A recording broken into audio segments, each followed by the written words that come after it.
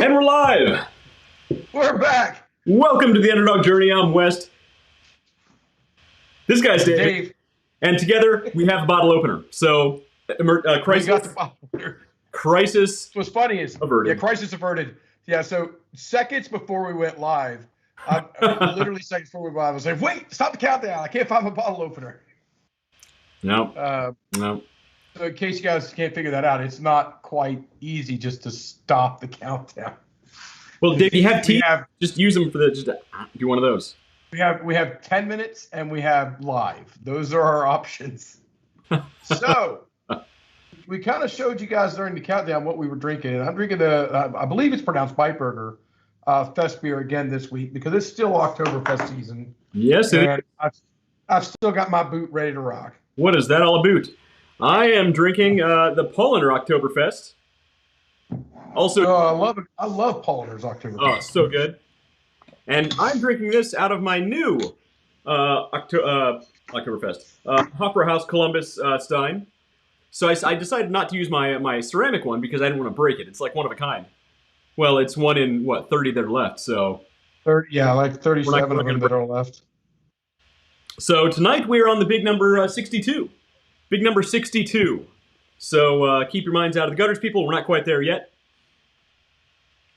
Coming to a podcast near you. Oh, boy. There were so many puns in that. We're not going. This is a family show. Let's keep it clean. We keep saying that. Yeah, it's a family show as I crack open my hot ice cold beer. Yeah. So anyway, look, a lot of things have been happening in the news lately, and what you got? Well, so some pretty interesting things. So some funny things that I think kind of are a little pertinent here. But first, I think we need to acknowledge the fact that the world has lost a true treasure. Norm Macdonald passed away. So he's one of those comedians that you forget about until you see his stand up and you're like, oh my gosh, he's the best. He's one you just think about until you think about him. Yep, and when he's doing his thing, I mean, it was his world. When he's doing can you see my screen, David? I don't see my screen. There you go. I got it. You got it? All right. They got it. I can't see it through the Skype, but I can see it on the thing here. All right, now you got me. You're good. Now I'll see me and me. We should like Daveception. We should have hammered this all out before we went live, but it's fine. We're good. We got this. So Norm Macdonald was one of those guys that it took him forever to get to a punchline. I was trying to find some shorter clips of. Sorry, I'm trying to get the screens all worked out here. Some shorter clips of some of his jokes, right? But you can't find any of his clips that are under like 5 minutes long. It's crazy. Like, it takes him so long to get to a punchline, but once you get there, you're like, that's the funniest thing I've ever heard. All right, so we're going to listen to. Let me take a drink before we get to this. It helps. Norm Macdonald talk about alcoholism. And yeah, since everybody get a drink, Norm Macdonald's going to talk about alcoholism. Now this grimness. Although my buddy, I did want to say one thing about my buddy Richie, who but it's an interesting disease he has. He has the disease of alcoholism. And he came to me, and he told me, and I like to look, I'm the kind of guy who likes to look at the bright side of things, So I told him, I said, Richie, it's true that you have a disease and everything, but I think you got the best one.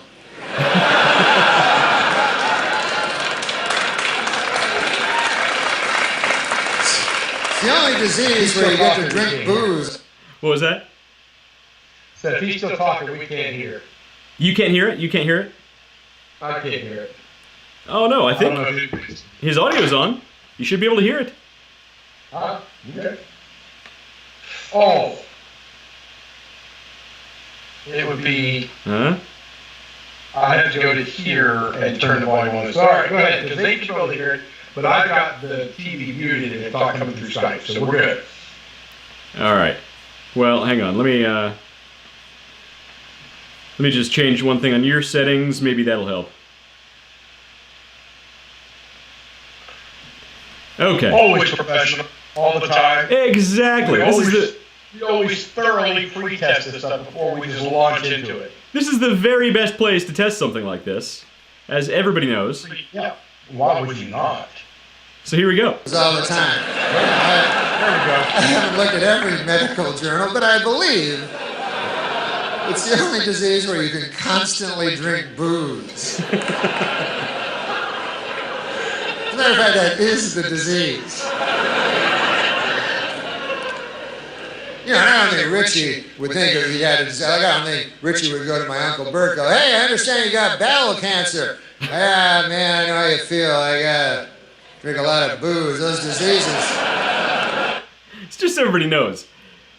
Norm Macdonald is not a guy that you can take offense to, because he will offend you if you take offense to anything. Yes, you got to keep that open mind. It's half those diseases, huh, Uncle Bert? Hey, what's your symptoms, Uncle Bert? Well, my bowel, I got blood pouring out of it all the time. I got bowel blood pouring out, gushing out of my bowel, almost nonstop. And I got searing, clawing pains, ripping, tearing, mind-screeching bowel pains. And they're combined with aching, dull, soul-deadening bowel pain. Those are basically my symptoms. How about you? I get happy. So it takes him forever to get to a punchline.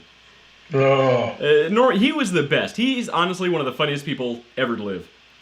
And the funny thing, it's really hard to find clips of his that are, like, politically correct. I was having a hard time finding some. This was actually one of the cleaner jokes that he has.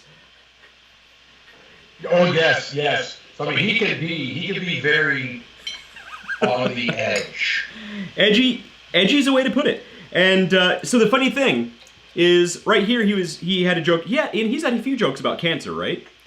He actually passed away from cancer. And the thing is, he kept it a complete secret. He didn't let anybody know. And it was this secret battle he had going for years. And the whole time he's making jokes like this, and he could have played the, hey, I can make this joke, I have cancer too kind of thing, but he didn't do it. Because he just believed you can make a joke out of anything. If somebody's going to be offended, they're going to be offended. Yeah. They're going to be offended by this or they're going to be offended by that. Here's another one that might offend you.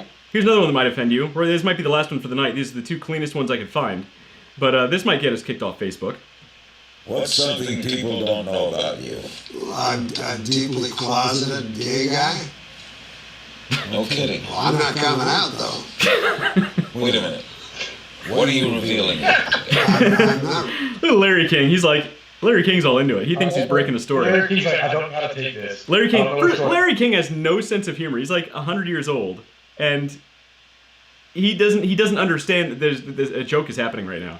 Revealing anything. I'm saying I'm deeply closeted. Well, that means you're gay. Well, I wouldn't say that. Why would I say that? I'm deeply closeted. No, but that means you're very, very gay, but you don't want to come out. You're so closeted.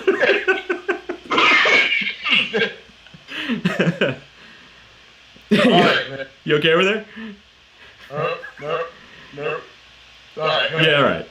That I refuse to say I'm gay. Right. Exactly. But doesn't that mean you're gay? Hey, easy, buddy. He's a one of a kind. That was Norm Macdonald right there. Oh, hilarious. He was. Who's the old guy? You said the ponytail. The comedian. George Carlin. George Carlin. He's the slightly less offensive George Carlin. Right. Oh, honestly, I mean, Norm Macdonald will go down in history along with George Carlin, Andrew Dice Clay, all those guys. I mean, he's one of those guys you forget about until you hear his stand-up and you're like, he's a genius. Yeah, he is a genius. Yeah. So funny. And it's not even stand-up. He's doing an interview with Larry King there, and Larry King's response is actually what makes that so funny. Exactly. For a second, Larry King actually thought he was breaking a story. Like the look on his face, he's like, "Are you revealing this right here?" Yeah.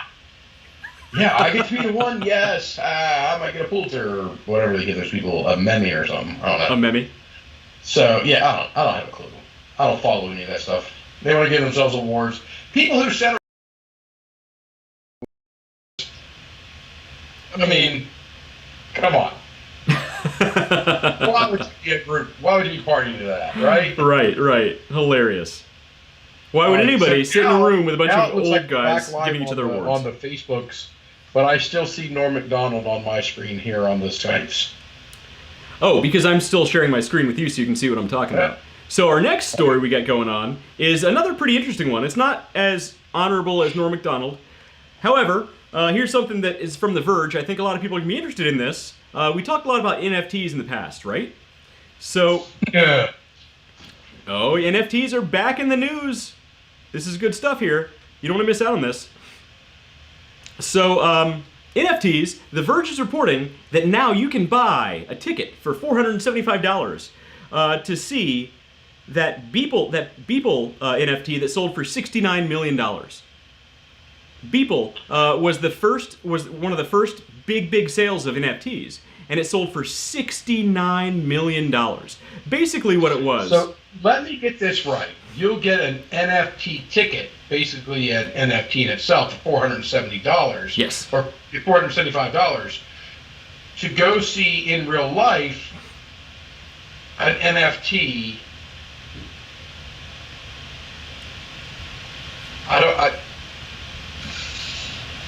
I'm gonna need a moment to process this. It's very meta. It's you know what? You might be too old to understand what's happening here, David. You're misunderstanding what's happening. People are getting ripped off. That's what's happening. You're misunderstanding what's happening. No, you're misunderstanding. Don't misunderstand this. You're gonna spend $475 for a ticket that is itself also an NFT, and you get to see in real life a JPEG.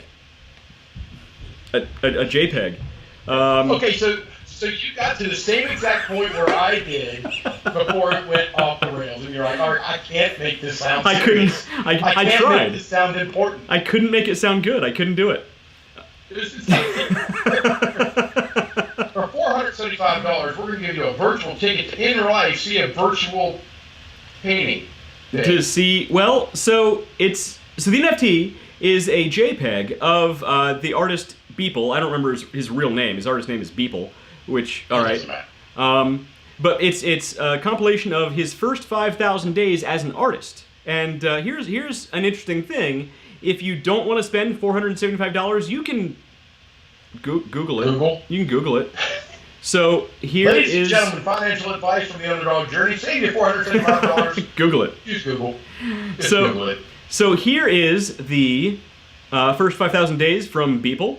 And you know what? If you think this is too low res, here you go. You click on it, and now you get a higher res version, and you can see all of the tiny little artworks here. Yeah. And the funny thing, a lot of these, a good deal, these are just doodles. Just little funny little fun doodles. What would Norm Macdonald say about this? Oh my gosh. What would Norm Macdonald do? I'm going to start wearing that bracelet. What would Norm Macdonald do? And then some of them get pretty sophisticated when you get down here in the lower left, and that's interesting. $69 million for this JPEG. And here's the funny thing. Here's the really funny thing.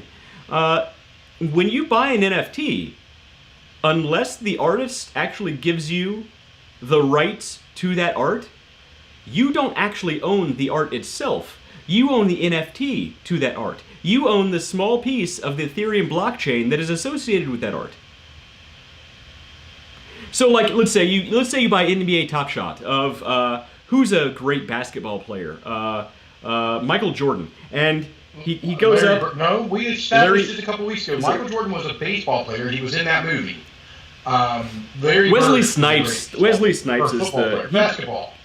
Guys can't jump. Yes, there you go. So I don't know, Bo Jackson. Let's say Bo Jackson goes up for a slam dunk. With the white man can't jump thing, and go Woody Harrelson. Let's go Woody Harrelson. Okay, let's say Woody Harrelson's going up for a slam dunk, and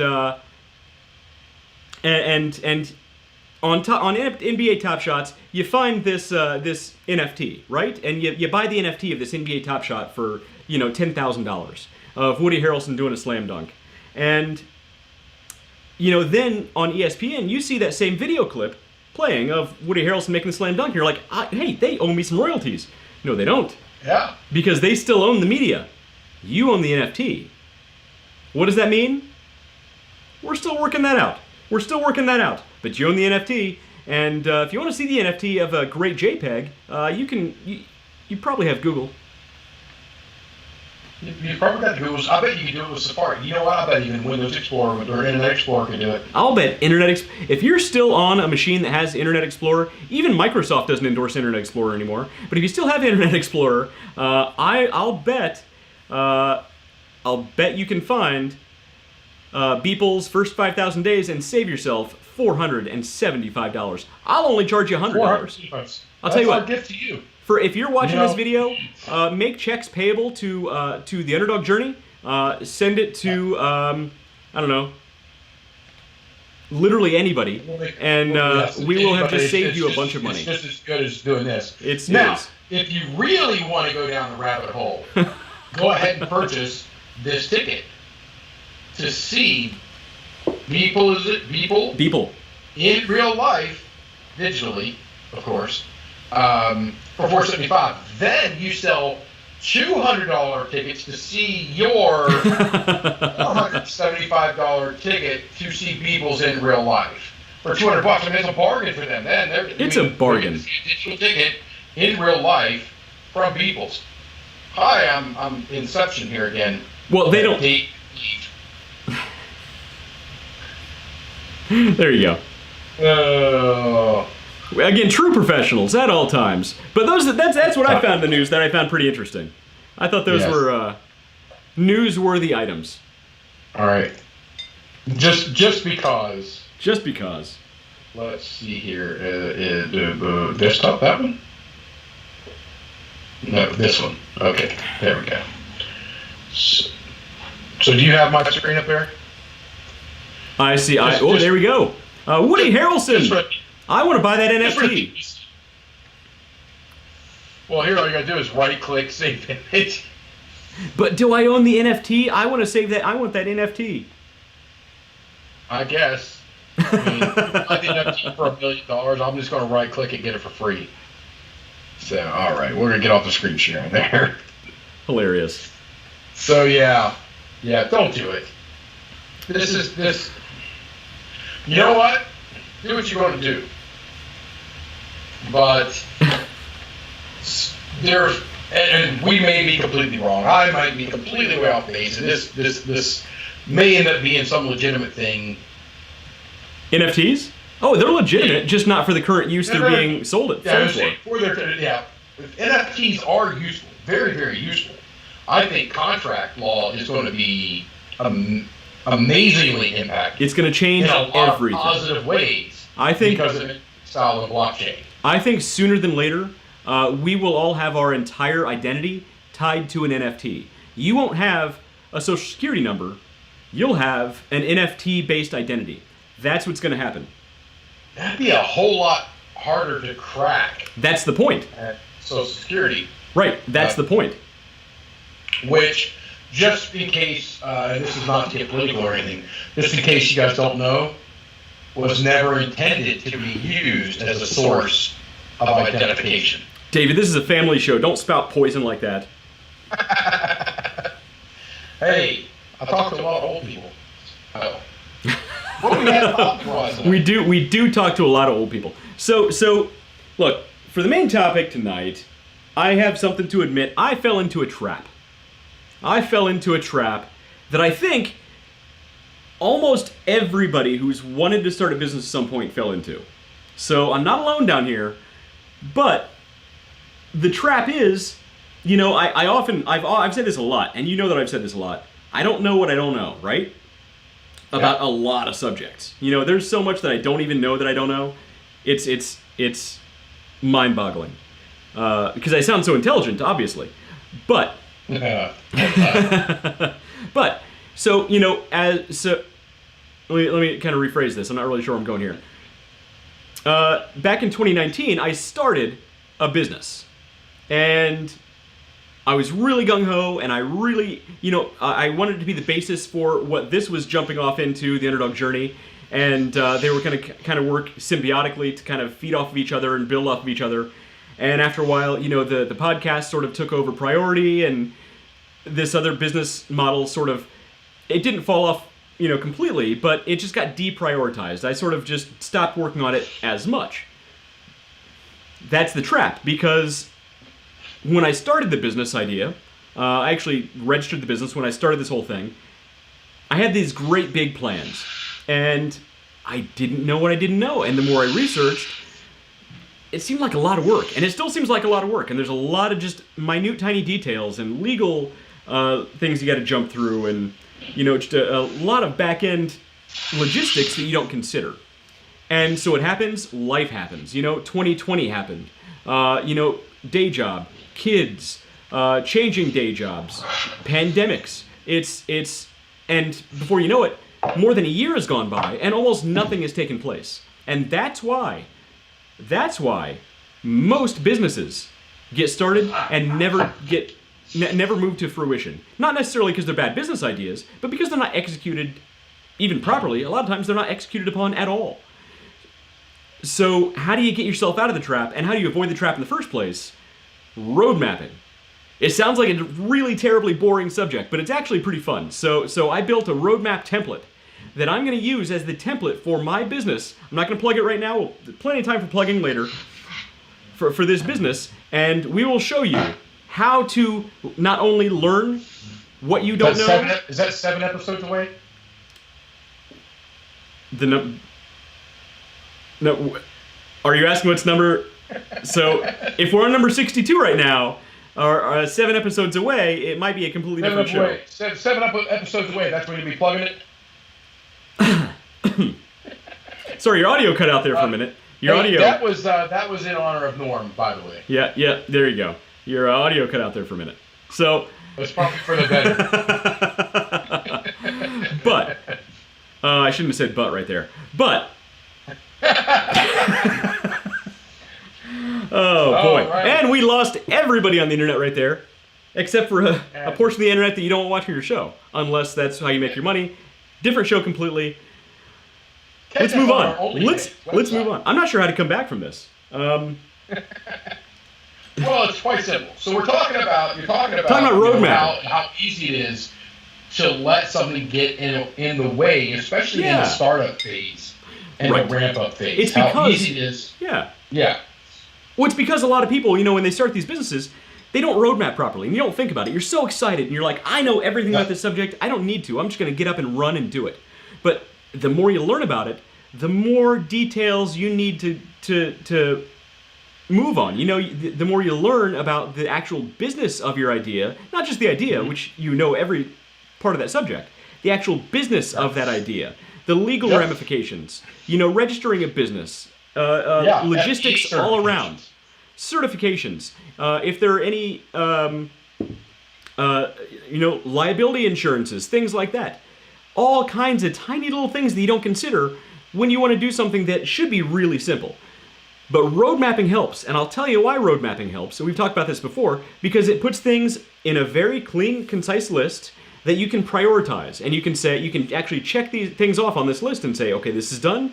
Here's the next step. This is done. And once you get all these things done, they're done pretty much forever. And you have that roadmap forever. So if something changes or there's a hiccup in the system, you can look back and say, oh, I skipped this step. I need to go back and do this. And we're going to show you. I actually created a roadmap template that we're going to give out for free. Anybody can download this thing. And it's gonna lay the groundwork for any business that you want. And you can modify this any way that you want. And I'll show you some differences that I've made for my business that wouldn't be applicable to other businesses. Again, it sounds really boring, but it really helps, especially if you have a cold brew in your hand. Now we're on. So I don't know if you watched the video. I drank and I kept the boot. Oh, I saw that. I was hoping it was going to splash back in your face. And then the bubble came through. As I was drinking, I'm like, oh, look at that. Oh, I shouldn't go full on that because it's going to end up on my face. Yeah, so if anybody gets a chance, you should watch Beer Fest. And Yes. it's from the same guys who did Super Troopers. If you don't know what Super Troopers is, I'm not sure what you've been doing with your life, We can't help but you. I highly don't know. recommend it. There's no- Yeah. There's no help to be had for you. Although I haven't seen the new one. I haven't seen part 2 because part 1 was just a classic.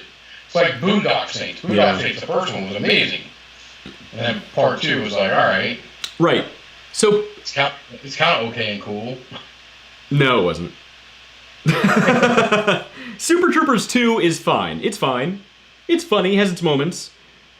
Yeah. But then you're like, it's not 1. Yeah. You can't beat the first Super Trooper. You just can't do it. No. So, but Beer Fest from the same guys, pretty funny. I highly recommend it though. Absolutely. So let's move on to road mapping. Yeah. You can watch President Snow drink like what 5 or 6 liters of beer, and then croak. The guy who played President Snow from the Hunger Games. movie series. Hunger Games. Hunger Games. That's the one. There yeah. you go. Come on. All right. We need to do a Here Hunger we go. Games trivia night. You'd lose that one. Maybe. All right. So I made this template, and it's pretty simple the way it's laid out. What I did is I have these different sections categorized here, and they all break down into subcategories.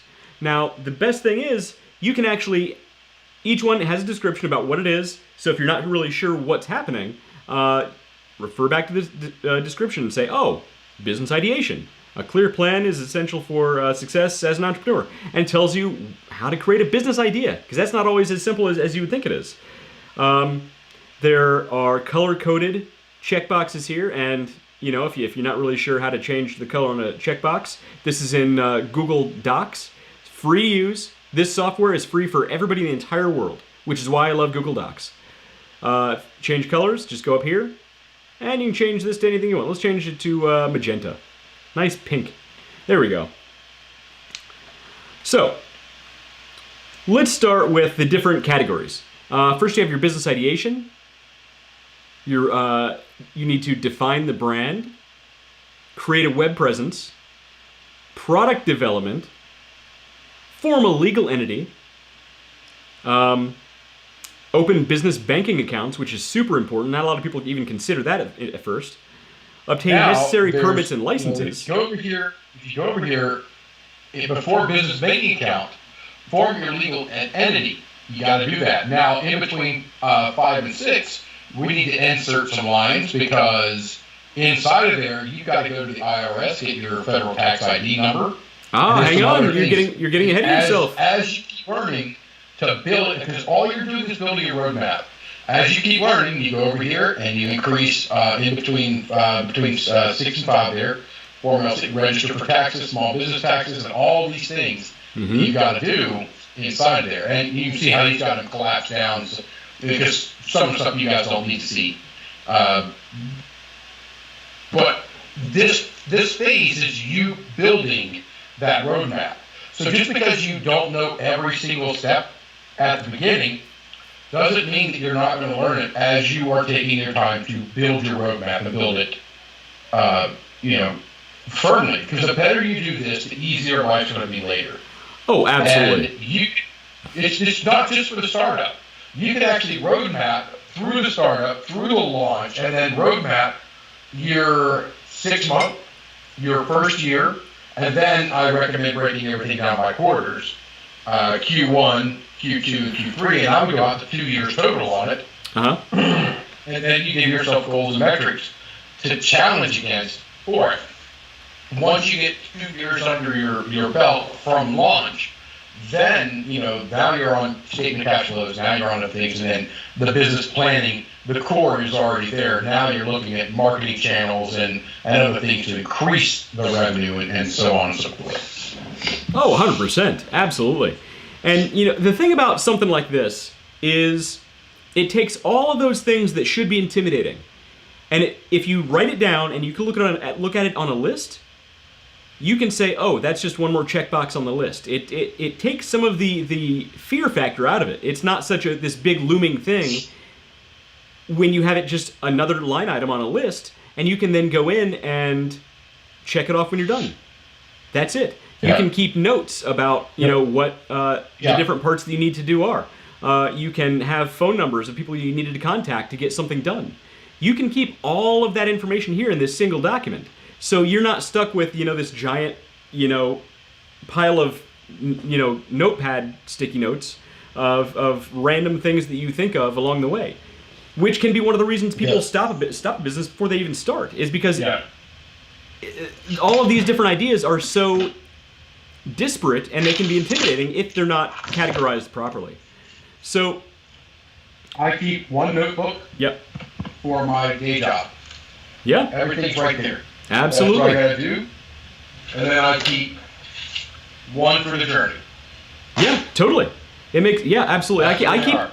Now, inside here on spreadsheets and stuff, I'm spreadsheet happy because I got tons of them, but they're all for very specific. But in order for me to get there, I do it from these sheets. These are the quick notes. I'm on the phone, blah, blah, blah, blah, blah, and then almost everything that's in those ends up in a spreadsheet. Yeah, I use a lot of making spreadsheets sure too. it's taken care of. And again, it's not pages and pages. I've got one document, real easy to follow. I will never say the word magenta. But it's a legitimate color. CMYK, man.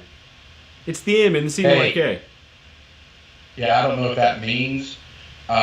If you have a printer. Unfortunately, my mic was muted because you're like, we're going to change this to magenta. I'm like, hey, are you coming out right now? Is that what's happening right here? Tell me more about this closet. Hey, I'm not pulling a Norm Macdonald. Just joining in, go back and watch the Norm Macdonald part of the show. I'm not pulling a Norm Macdonald. But magenta. It's clearly taupe. That's a color, right? I don't even know. it's not. I'm pretty sure. It's not taupe. Google taupe and Google magenta. I think you're going to find some pretty drastic differences. Magenta's a real color. If you have a color printer at home, because I don't want the ads that are going to bring me. if you have a color printer at home, I promise you, you have a magenta cartridge. Black and white laser. See, you're what? Come on. Okay, so maybe I am. I have a photo printer. I have that massive Epson, Right. like, professional quality photo printer. So you have magenta somewhere. cartridges. I'm assuming that they're probably in there. You have cyan, you have magenta, you have yellow, and you have black. I got yellow. I don't mean that in yellow a- and black. There we go. I don't mean that those in are a different racist kind of colors, way. so Like they're that's okay. actually a print color. That's a thing. Yellow and black. Yes, it's not racist. It's actual print colors. Oh, well, I mean, you didn't apologize for saying magenta. Should I? I don't think I apologize. No, you should apologize for any of them. That's the whole point of the what you did earlier. Norm. So speaking of digging So ourselves out anyway. of traps, okay, so the first thing I did was I put a section up here for references. Because here's the thing, no matter what your business idea is, there's somebody out there who's doing something similar, or somebody out there with ideas that you like that you might want to kind of, don't steal somebody else's ideas, but just get inspiration from, right? And that's where you get your references right here. And this is collapsible as well, so feel free to put all your reference ideas right here. And that can be just something as easy as a link to the Underdog journey. Put that right there. Yeah. We're more than happy to... I mean, we're a great source for business ideas. Clearly very politically correct and clearly very organized and prepared for what we're presenting here. Which is oddly enough, we're a little more prepared than what we thought we'd be, but a lot less prepared than what we wanted to be. There you go. And it works for us because of the style and the we try to keep as much entertainment out of you here as well, and not just bore you guys to tears. Yeah. How's that working out for you? Which- How's that working out for you guys so far? They're crickets. Actually, I don't think there's not a lot of people. I don't know what's going on though. Not a lot of people on there. Not a lot of communication. Not a lot of chatters. That's okay. Our replay gets really good Yeah, our replays are good. response. So anybody watching this on we did great last week. yeah, anybody watching or listening on the replay, thank you. Leave Thank you. a comment, Absolutely. like, follow, subscribe, all that fun stuff because it helps the algorithm. It helps us as a startup channel, and it'll help you get similar content in the future. And if you don't want similar content to this in the future, leave a frowny face Sounds like my wrong. mom does, and tell us why you don't like the content. Yeah. Sadly, that's not a joke. Yeah, Mom, what the heck? It's not a joke. So all these sections are collapsible. So if we expand the business ideation, let's run through those real quick. And each one of these also has a checkbox. And I didn't fully fill these out, which is why I left them as yellow checkboxes rather than green, because I know what they are. You might not know what they are. When I fill these out, guess what? I'm going to put a green checkbox right there to let you know this section's complete. And you can change the color as well, and check or uncheck as you complete each section. And let's say you kind of complete a section, but you need to go back and recheck it. Guess what? You can checkbox. You can go up. You don't choose magenta because David doesn't like magenta. But you highlight that in red, and guess what? It's red. You need to go back and revisit this because that is a showstopper. So, what do we have here under business ideation? You have the business idea. What is your business idea? You could have changed it to vermilion. Well, I'm not big on vermilion. I might have wanted to go with more of an aquamarine, perhaps, or glaucus. I. Glaucus. You can clear your throat on your own time. I've literally Googled weird color names. I'm gonna go with a nice burnt umber. Okay, so that's orange for those of you who are not in real Linda. So you got your business idea. What is your business idea? We actually covered this to a great extent. Was the last episode, the episode before? Below that, we actually have something that's similar, but not a lot of people make this distinction, which you absolutely should make the distinction. What is your business goal? Because your business idea is not your business goal. What is your goal? Yeah. Is your goal to make enough money that you can make that car payment? Is this like a side gig? You want just enough to make that car payment? Is your goal that you want to create a product that is going to, revolutionize whatever industry? Is your goal to revolutionize? Is your goal to build the business to the point where you can quit your day job? This is the business goal, and you need to identify that very early on. Now, all of these sections, don't be afraid to change them because your business goals will change. And if they don't, then you're probably doing something wrong. You've got to pivot. Don't be afraid to pivot. YouTube, here's a great example. YouTube actually started out as a video dating site. Not a lot of people know that. But look at it now. So don't be afraid to change any of these as you go along. But set these things now, because that sort of, when you actually write it down, it makes it more real than it is when it's just living up here. Don't go and tell your buddy about it. Don't go and tell your wife or your husband about it. Yeah, tell them, but write it down to make it real, to make it concrete. So your business goal. And the third one that's also very similar, but not completely the same, your business plan. Right? Because you have your idea, you have your goal, and you have your plan. Three very different things, but they're all absolutely essential to working together. Absolutely. Yes. And these are things that you and I have talked about with some of our harebrained ideas over the years. Yeah, the business idea should come to you it should be very natural. Right. As you go through it.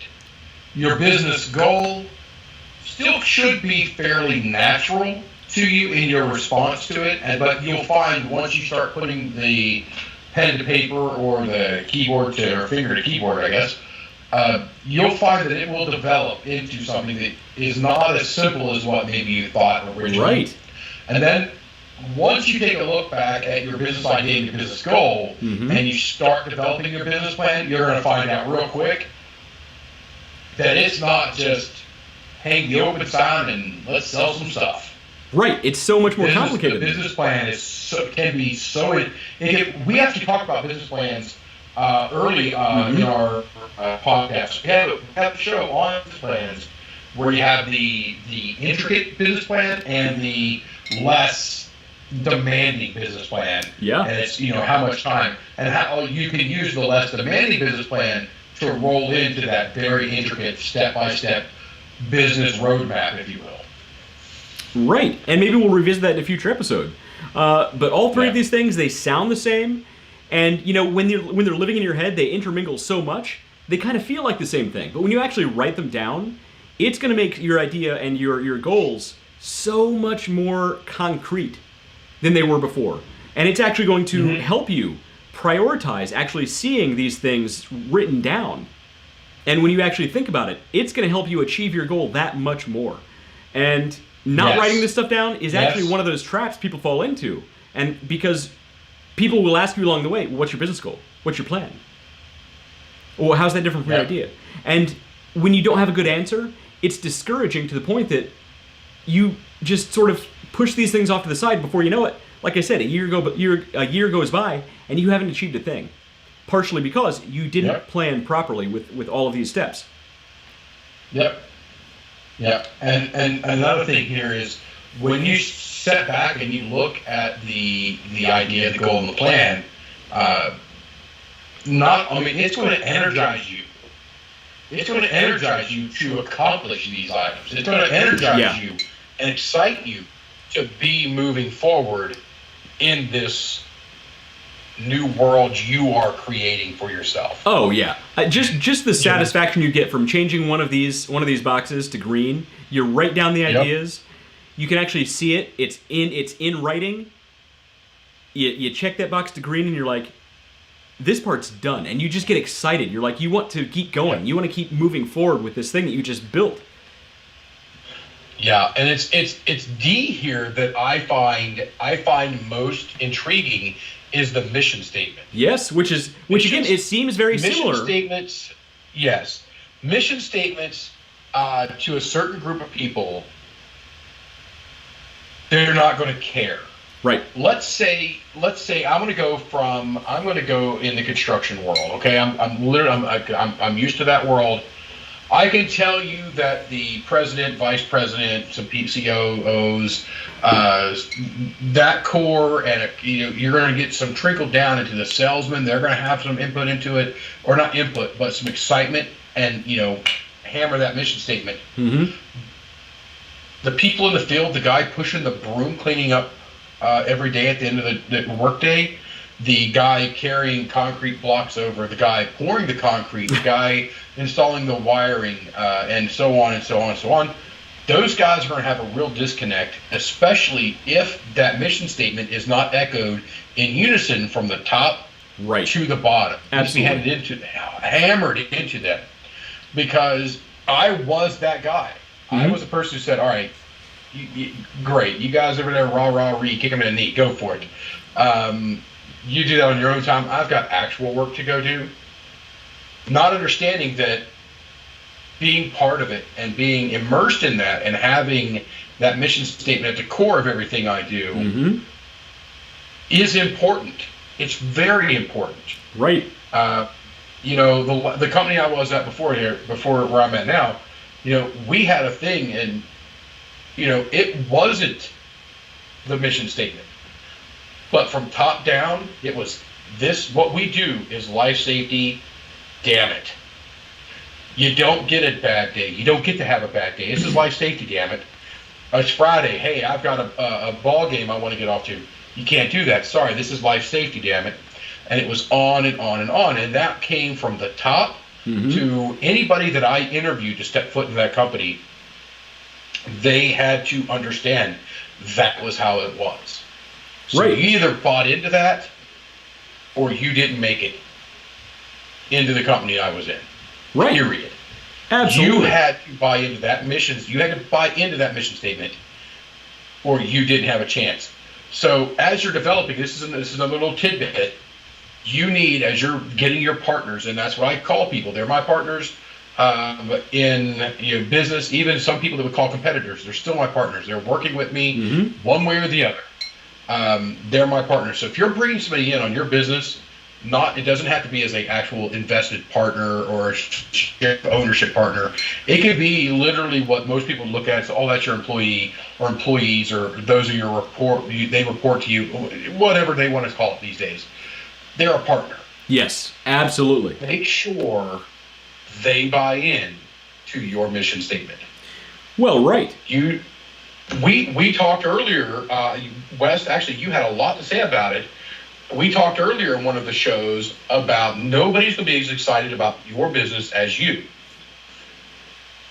So even though they're not going to be as excited as you are, that doesn't mean that you can't create excitement in your business. the first and keyest, is that a word? Keyest? I don't think so. I don't The think first keyest and is a most word. key way to do There you that go. is having somebody buy in to your mission statement. Mm-hmm. Oh, totally. If they're sold out on the mission statement, that's excitement, that's positive. I'm not a hippie. That is positive energy, which is very tangible. Go forward. And it's most key at startup. You're putting out good vibes there, Dave. Spirit fingers. So the next one's another one we talked. What is it? Jazz hands? Jazz hands? Well, you're talking about being a I don't hippie. I don't think remember. hippies do jazz hands. That's Well, there was showing your there was age. a movie with a bunch of cheerleaders in it. They were like spirit fingers or jazz hands or something. I don't remember. But anyway, that's where we're at. Exactly. Be able to grade it down and talk about cheerleading movies. Well, the Back next to one. the Boondock Saints. Boondock Saints. Watch number 1. Don't watch number 2. Norman Reedus is in both. Sean Patrick Flannery was great in the first one. He was great in the first one. So, the next thing we got here is target market, which is something we've talked about a lot, which is basically building your customer avatar. Now, why is this under business ideation? Why is your target market under your business ideation? Because who your target market is will drastically steer what direction your business goes before you even start. Because that's going to control. You are trying to sell. Yeah. Let's say you're making cheese. All right. Right? You're making cheese. You want to make your ideation or your idea, your goal, and your plan is all set up, to make the cheapest cheese. Cheap cheese. With high oil content. Nobody wants cheap cheese. Yeah, but your target market is upper middle class and high class people. Now, do you mean inexpensive cheese or cheap cheese? I think there's cheap cheese. Okay. How are you going to talk people with money into buying cheap cheese? Exactly. I've had expensive That's what cheese. I'm saying. This is where your customer avatar comes in. Okay. To making that's not your. As you start filtering that through, it's like, hey, I want to sell. I could sell 1,000 bags of cheap cheese to 100 millionaires or whatever. I don't know how many millionaires people buy cheap cheese, but whatever. That's all right. The idea is you got to you. make sure that your idea, your goal, your plan, and your mission statement, they should give you a pretty good idea where to start, not where to finish, but where to start with your avatar. So here's another good example, right? So you'll see a lot of these reference pet food and pet treats. I will do a shameless plug here. The business I'm going to work more on, and you, everyone watching and listening to this, will be a vital part of this, is the dog treat business. The dog treats are made from spent brewer's grains. So it's all about having a brew with your dog, with your best friend. And when I'm building out the customer avatar, I'm going to speak to a, upper middle class 20-something different from how I speak to a, 60-year-old plus from the posh neighborhood, a couple miles down the street. I'm going to speak to my West lives in that posh neighborhood, so it's okay. Well, look, I'm going to speak to a millennial different from how I speak to my grandma. Now, is my product applicable to both? Absolutely. How I market that product to both is vastly different. And learning my target market, my ideal market, which might not be either one of those, it's going to require a lot of homework, but that's actually going to steer how I build the business from the ground up. It's going to steer how I talk about the product. It's going to steer what social media networks I'm on for marketing. Yep. It's going to steer my packaging design, which you guys will also be a big part of. There's going to be some Venn overlap on the two. There's Absolutely. going to be an area where a single marketing idea is going to pick up your young, I'm a dog mom wearing t-shirt, and grandma with her Westie. There's going to be in the Venn, there's going to be a spot there. But place that it may not overlap is suburban or rural dog owners that have 10 dogs. Absolutely. Yeah, That's a cycle in and of itself over here.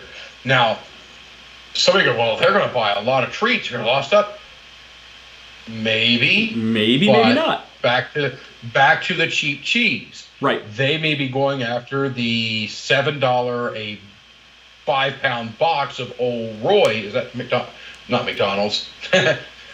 Walmart. There you go. It's Old Roy or Good Roy, or I don't know, something like that.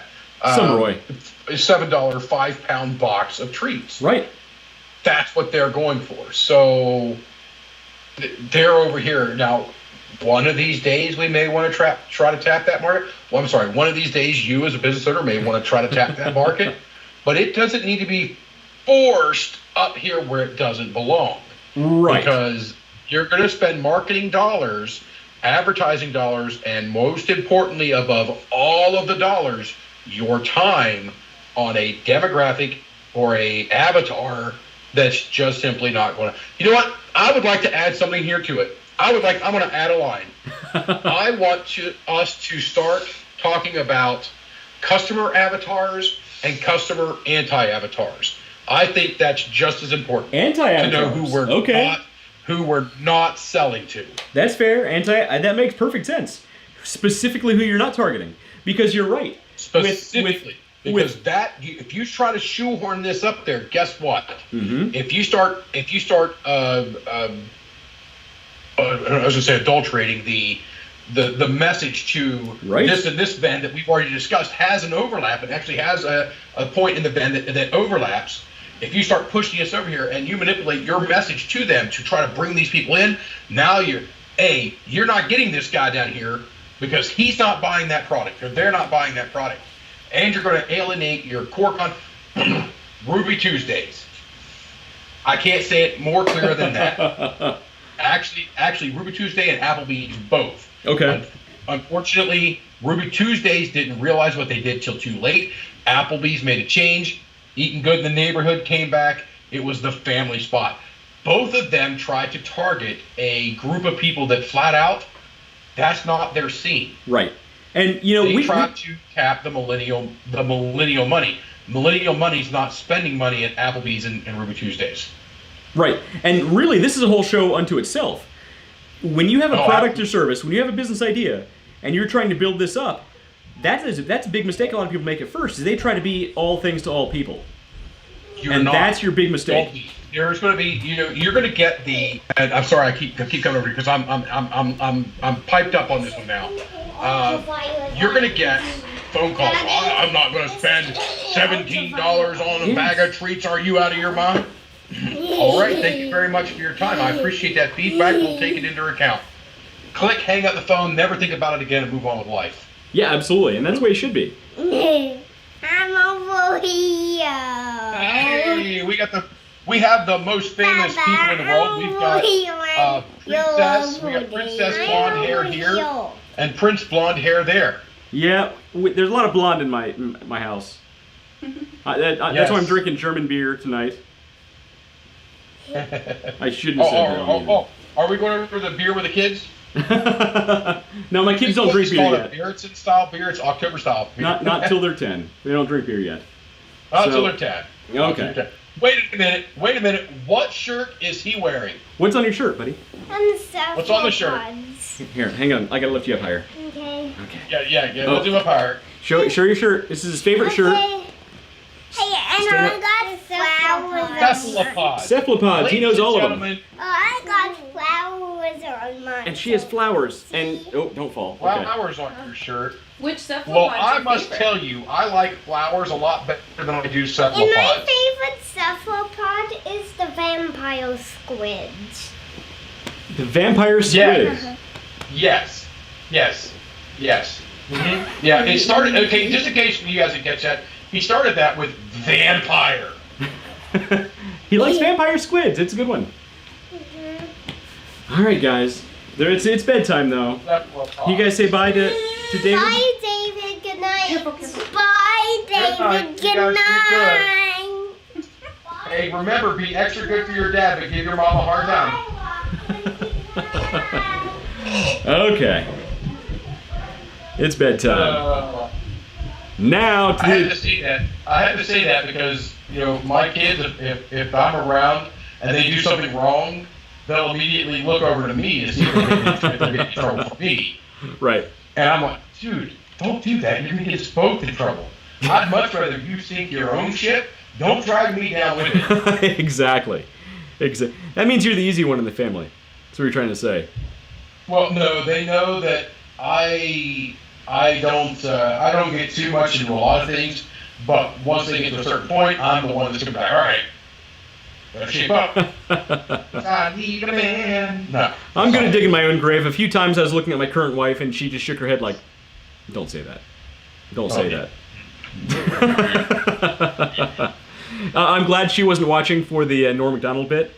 So it's very, we're very lucky. A lot of people are watching the Norm Macdonald bit. Exactly.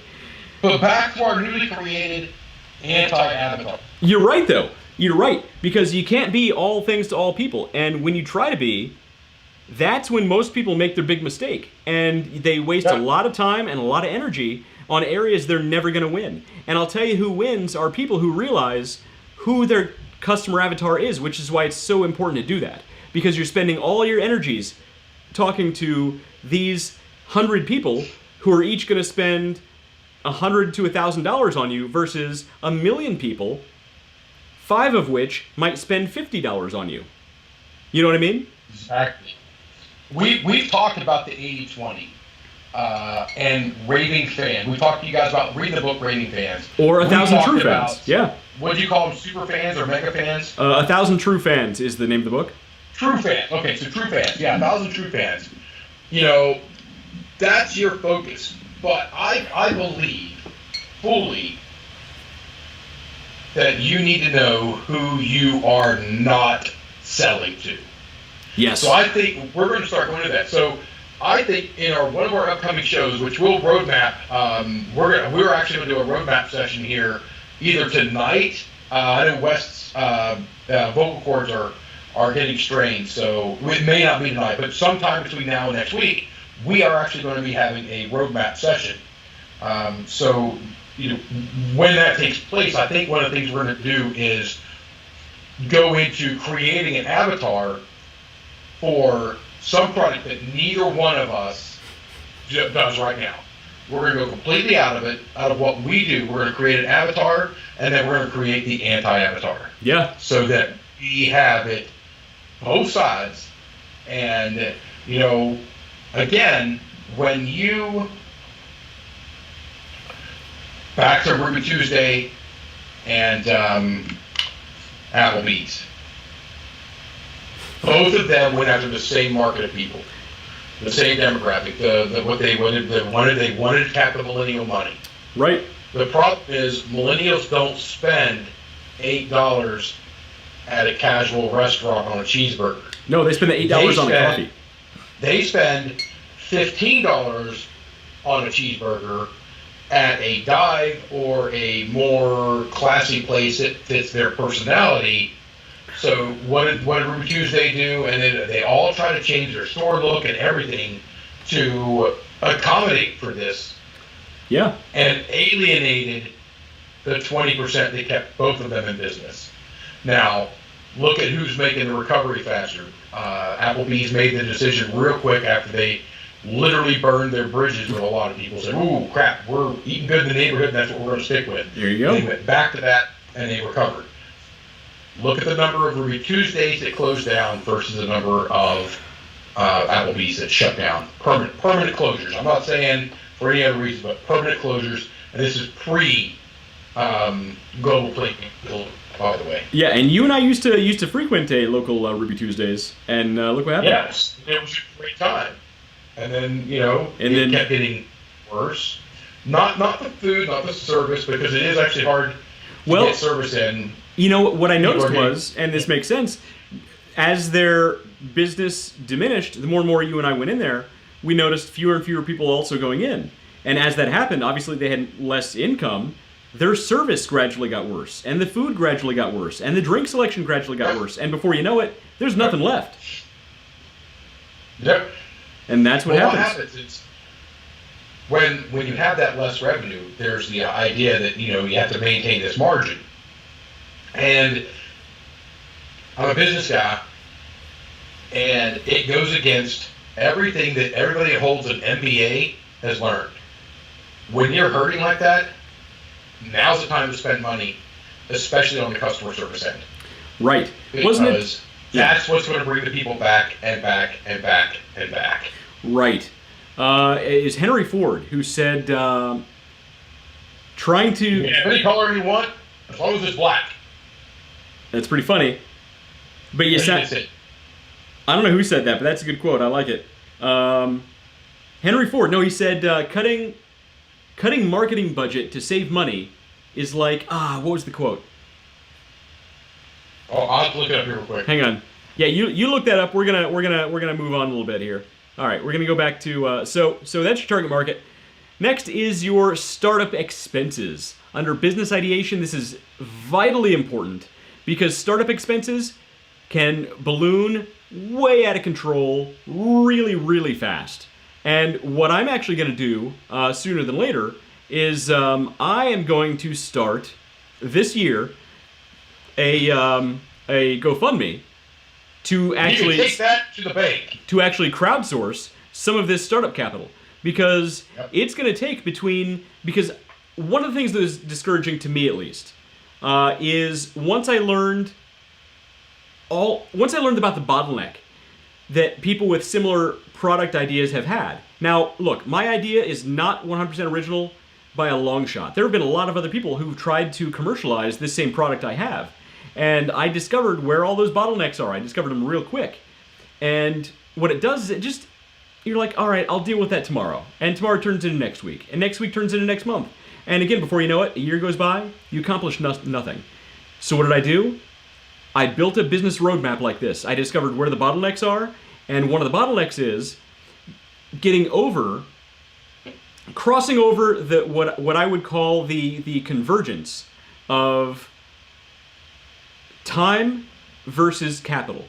So it's a time-consuming process creating the product that I have. Now, it's also not cheap starting up a business. And most people, when they start up this business, it's not really a side gig type of business because it's so time-consuming. So a lot of people, unless you're able to immediately quit your day job, you don't have the time available to dedicate to producing enough to make this commercially viable. So there's a big curve of how much time you have before it becomes commercially viable versus how much your startup expenses are, which start out up here if you want to produce enough to become eventually commercially viable, and gradually as you start mass producing, this starts to go down. So what do you have? You have two lines that eventually cross. And once you cross this convergence of these two lines, that's the point.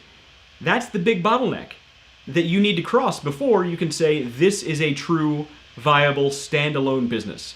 And what I discovered was, to cross this convergence of time versus expense, I need between $10,000 to $15,000, preferably closer to 20 to be in a nice, comfortable spot, but $10,000 to $15,000 is the sweet spot.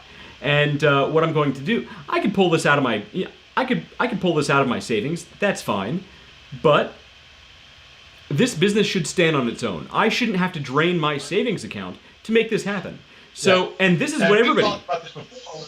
We've talked about this before about the different ways to fund your planning, different ways to fund your businesses. Right. And it's very important that there is pulling it out of your investment accounts, your savings accounts. Even in some cases, you can liquidate 401k. And some people take out business loans, and that's why business loans exist. For that. Right, business loans. That's yeah. And you can do everything from that to GoFundMe, startups, equity for pump style, non-tradable equity for that, and then you can get actual equity shares out and have partners in the business. Or lastly, you go to the bank and get a loan. Absolutely. There's a lot of these different ways, and one of the things we want to do is show you guys the different ways to do this, and that's one of the reasons that Wes selected to do the GoFundMe part, because we actually had a call about this, and it was like, should we show it this way or should we show it that way? And I was like, let's do it this way, and if we have to, we show how you do part of this, and then you make it up with that. Absolutely. I think that's the plan we're having. Yeah, because like you said, there's multiple ways to do it. Now, we could take the easy way out, pull out of a savings account. Take the easy way out, go get a business loan. But there are so many different ways to do it, and a lot of people out there who are watching or listening to this might not look. They may not have the background or the income to qualify for a good business loan, right? So what are they left with? A lot of people have to do a GoFundMe or they have to do a Kickstarter. This is what we want to demonstrate, and hopefully we can demonstrate it to the point to show you every step along the way of how this actually works and how to be successful in this endeavor.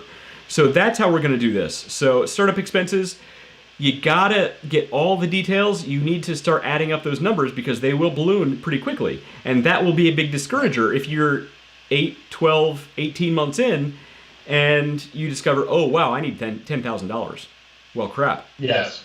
So before we go any further, I want to take just a brief moment because there are the SBA, Small Business Administration, loans that you can get. And for anybody out there that's wanting to look into this, go to Huntington National Bank. For anybody that's in the Central Ohio area, Michigan, Indiana, you guys are going to know this. Other people outside of that, you may not, and you should still reach out to them. They are the #1 SBA lender in the country. That is the sole reason my former house was through Huntington. They don't have a presence in New York. I still kept my house with Huntington for the sole fact that they were the #1 SBA lender in the country. That means that they are out there trying to back up and support people like you, people like me, people out there that have great ideas and we're trying to make the world continue to go around no matter what is flung at us. And that is the type of person I want to do business with. That is the type of person that I recommend you guys reach out to is Huntington National Bank. Go check them out. #1 SBA lender in the country. Absolutely. Great point there. So here it is. I've got the quote ready for you. You ready for it? Yes. I love it. A man who stops advertising to save money is like a man who stops a clock to save time. Yes, Henry Ford. Henry Ford dropping the mic. Whether you think you can or think you can't, you're right. You're always right. There you go. I like that one. I had to pull that one up too because that's one of my favorite. Anybody who spent more than 7 seconds with me knows I'm a very positive thinker. I don't believe there's anything outside the realm of possibility for me to accomplish. And honestly, I attribute that to a huge portion of my success is because I'm not afraid. I believe I can, so therefore I do. How many times? There's a way. I was going to say, how many times have you and I had the conversation where you tell me where there's a Dave, there's a way? And I'm just shaking my head like, that's not, no. And how many founding members of Brew Dogs have we drank with? That's you continue to amaze me. That's true. Look, it's just go. Don't worry about it. Are you going to lose some battles? You absolutely are going to lose some battles. Right. That's part of the game. Put that aside. Put the smile back on. You got them this time, Slugger. Yeah, losses are looked at the wrong way. Yes. Failure, I would say losses and failure are looked at very much the wrong way. They're not negatives. They're only negatives if you allow them to be. But when you take them back as learning experiences, yes. When you take them back as learning experiences, and you say, "Oh, I should have done X, Y, and Z." Guess what? The next time around, you can be that much more ready for that experience. It might be 6 months. Might be 3 weeks. Might be later the same day. And the same is true for everything you do. I mean, from the time you're learning to walk. You know, what baby stands up and immediately takes off walking? Now, look, some do. Mine was pretty close to that. Most of them fall down quite a few times. When you fall down, you pick yourself up, you dust yourself off, and you start all over again, as the song would say. Yeah, so we are at, where are we at? We've been going for a while. We're not even close to halfway through. We might need to make this a two-part. I think we're going to have to. Subject. I think we're going to have to end off on this right here. And we're going to come back with ongoing expenses and on from there. So let's make a note over here in our details or resolution box as you scroll back up there. Make a note because we definitely want to pick back up on this. I know it may not be the most riveting conversation, informative background that we've ever had, but I do think it's something that the people need to know, want to know, and again, once this hits the right demographic, and while we may not have a huge live audience, we actually have quite a significant audience that watches this offline. And for anybody who's like, man, this stuff's boring, I like it more when you guys are slap happy drunk and barely can talk. Well, unfortunately, while I enjoy doing that, that's not our avatar. So, we want to be entertaining, but we're also trying to bring you guys good and sound, I don't want to call it business advice, we're just going to call it business direction. Exactly. So now we'll pick up next week. We'll keep it entertaining. We'll have a drink. We'll have some fun. We might even play some more Norm Macdonald if you guys leave some comments saying what you like, what you don't like. Yeah. We'll try and keep it PC. But in the meantime, you pick yourself up. You dust yourself off. You pick it up. What? You start all over again. No, you don't know the song? It's a whole thing. Okay. Hey, the Ghost Rider, the pattern is full. That's not happening. All right, good call. Underdog Journey, Wes Carnahan singing the blues. Well, here's your. And, I tend to be able to talk to people easier, I find.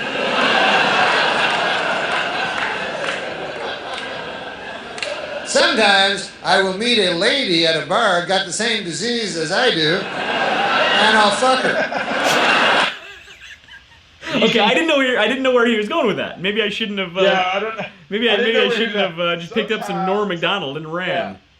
Yes, I'm like, ooh, this could be bad. I'm like covering my mic over here, thinking about it, like, oh, that's not gonna do a darn thing. I thought we could do the countdown out with him just Norm Macdonald going. That might not be a good idea. So, in the meantime, I've been West. This guy's been David. And together we might form maybe a fraction of the funniness that Norm Macdonald brought to the world. So, Norm, we love you. And everybody else, we will talk to you next week. Adios, muchachos. Laters.